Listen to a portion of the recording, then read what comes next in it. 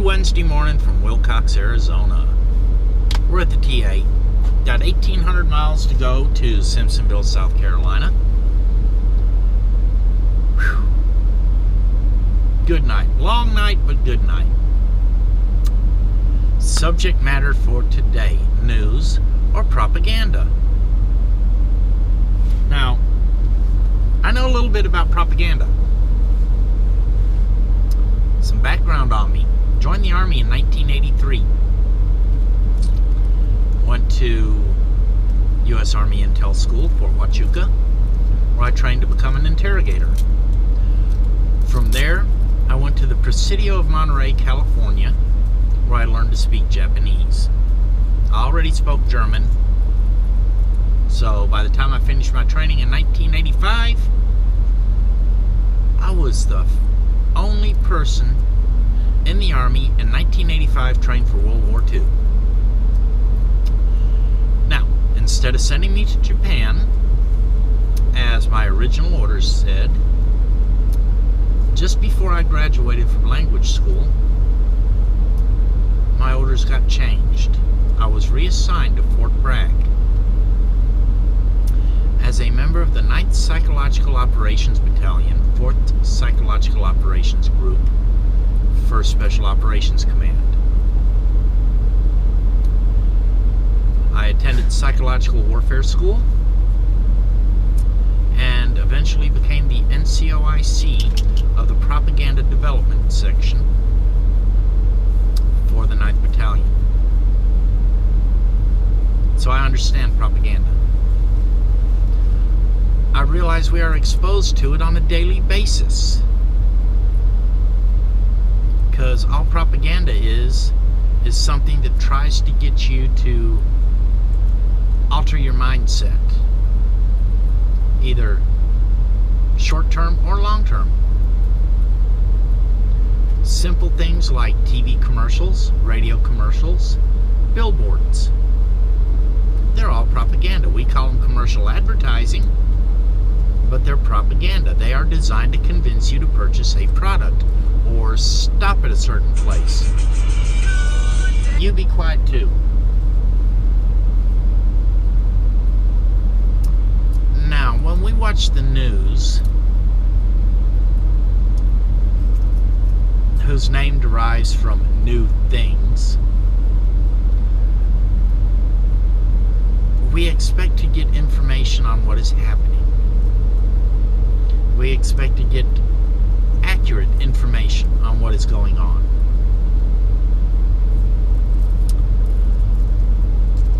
But I have noticed throughout the last 30 years since I went to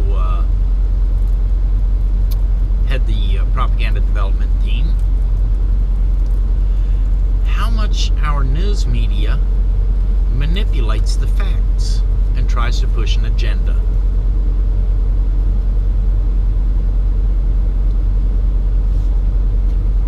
Most of it is toward a liberal bent.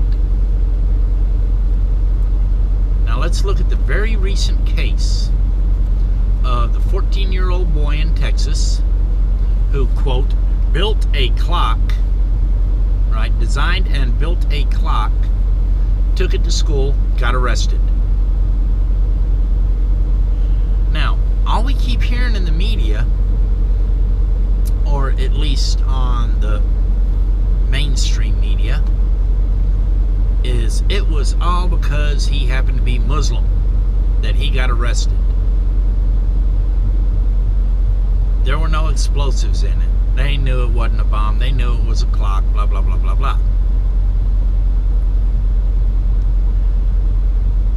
But they won't tell you information that is easily available online that debunk their story.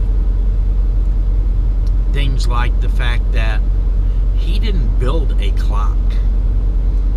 He took a mid-80s Radio Shack alarm clock out of the case and bolted bolted it into a briefcase. They don't tell you that when he was asked about it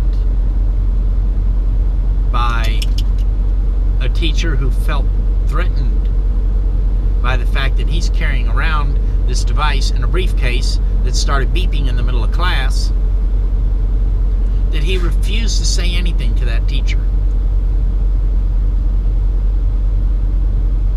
Now, you may ask, how do we know that he didn't design and build the clock from scratch as he originally claimed? Let's see. Circuit board with serial number, US flag on it. Ribbon cables, 9-volt battery backup, 110-volt main power supply and a transformer. Nobody uses that anymore. If you're going to be building something, you're going to build it to run off batteries. Okay? Now,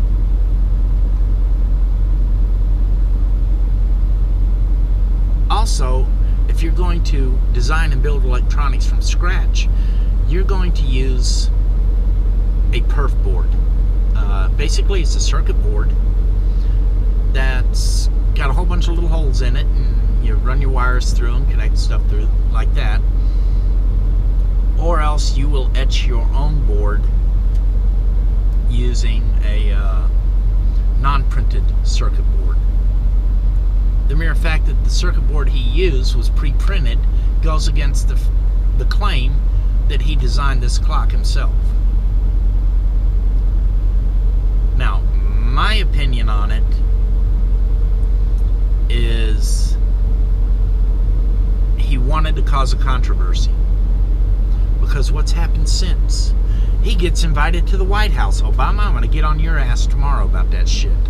Pardon the language. Alright? He gets invited to the White House. There are multiple group funding sites out there coming up with money for him. For attorneys, for a college fund, so on and so forth. I firmly believe that this was planned out in such a way as to generate income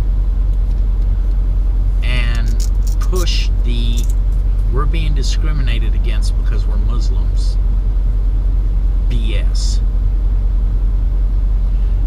And the people that are falling for that BS have been propagandized.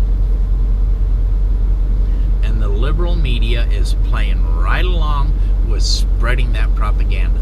Hands up, don't shoot. Never happened. Trayvon was just a poor little innocent boy until that white man attacked him, hunted him down and killed him. Didn't happen that way, and that white man wasn't white. It's amazing how they went from a white man to calling him a white Hispanic. The news media is manipulating the facts almost to outright lies to get you to support whatever they're trying to push.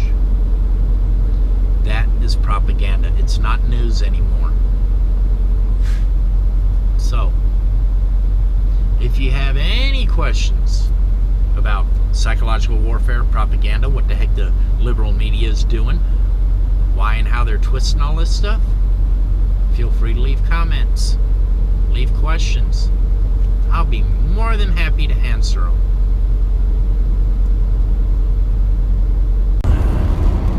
Good evening, everybody. We just did shift change in Big Spring, Texas. 1,200 miles to go.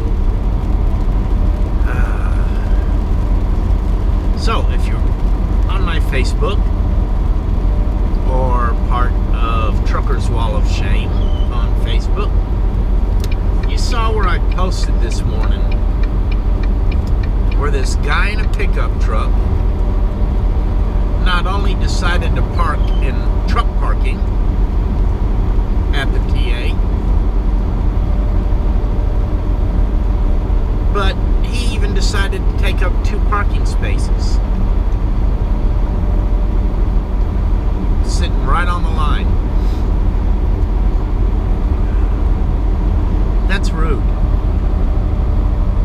Both parts of it are rude. So, yes, I made sure to embarrass them, put them online. We have a parking shortage as it is. Now, I work the night shift, so it's that much harder for me to find a parking space. And it's one of the reasons that we have our shifts set up the way we do, because I tend to end my shift about an hour after most drivers, what we refer to as solar powered drivers, get up and start heading out. So as they start leaving, that's when I go into the truck stops, find a parking space. And it usually works out pretty good for me. But if, you know, like when I have to take my 30-minute break in the middle of the night,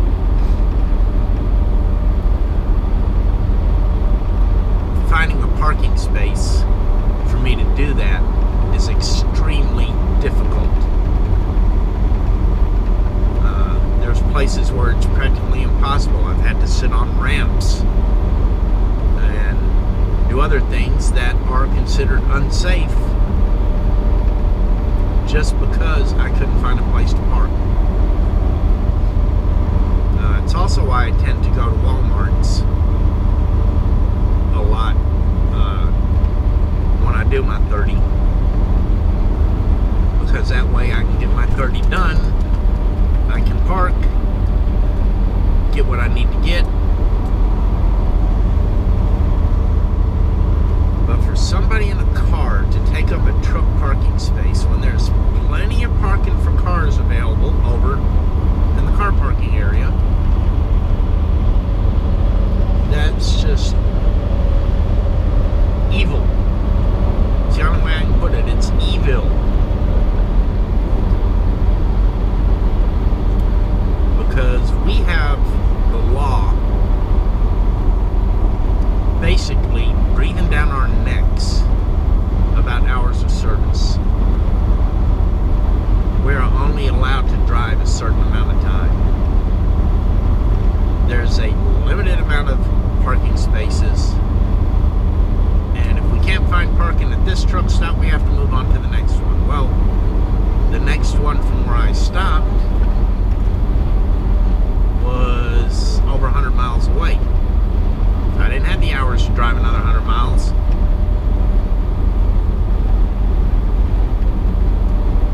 So, a heads up. If I catch you in a car parking in truck parking, especially if you're taking up multiple spaces, truck spaces, believe me, I will put you online. I will get your car. I will get your license plate. And I'll do everything I can to get your face and embarrass you. It's people's lives that you're messing with. That's just a heads up. Got some intermittent rain tonight, which is fine. And other than that, it should be a good night. I got to deal with Dallas and Fort Worth.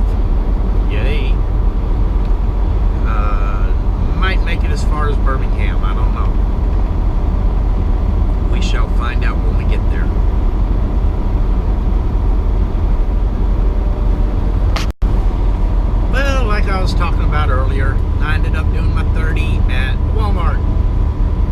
Bags. Ended up getting some stuff for Chris to make her some more Mexican shrimp cocktail. Except she's gonna make it a little bit different this time. Gonna leave out the clamato because the sodium content. So we're gonna make a low sodium version that's more like a salad. But still good. Then I got me some stuff to make a nice batch of homemade chili. And yes, there will be beans in it. If there are no beans, it's not chili. If it doesn't warm the bed up while you're sleeping, it's not chili. Got me another pair of jeans. I wear 3 colors. I got standard blue jeans, also have blacks, and like what I'm wearing right now, greens. It matches this shirt real well, and a couple other shirts I got. But one of my pairs of blues, because of the 1911 here, wore a hole in the side, so I needed to replace them. Got a bunch of bottled water, more Crystal Light. I'm actually liking that stuff. Seems to work a whole lot better than the Gatorade did, and it's actually a whole lot cheaper, which is the best part of it. I was paying, well, if I got them at Walmart, it was $1 a bottle. If I got them at truck stops, it was like 2 for $4, so $2 per bottle. That cost me 25 cents to do.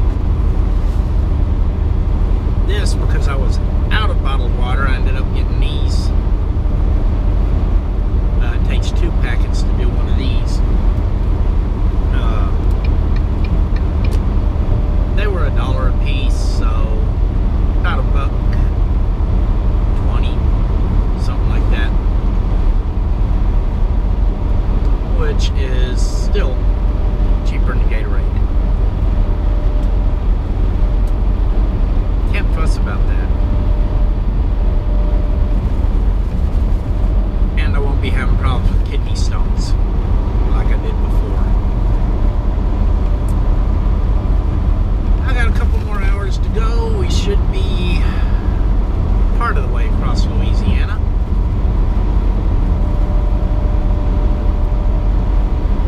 So we'll talk at you when we get there. Right, Alizé? Right? Down here.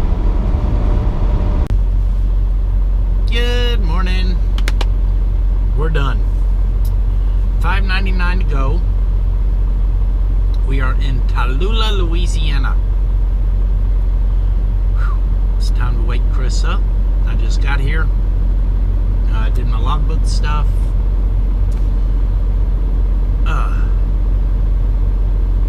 Time to go in and take a shower. So I'm going to go ahead and close out.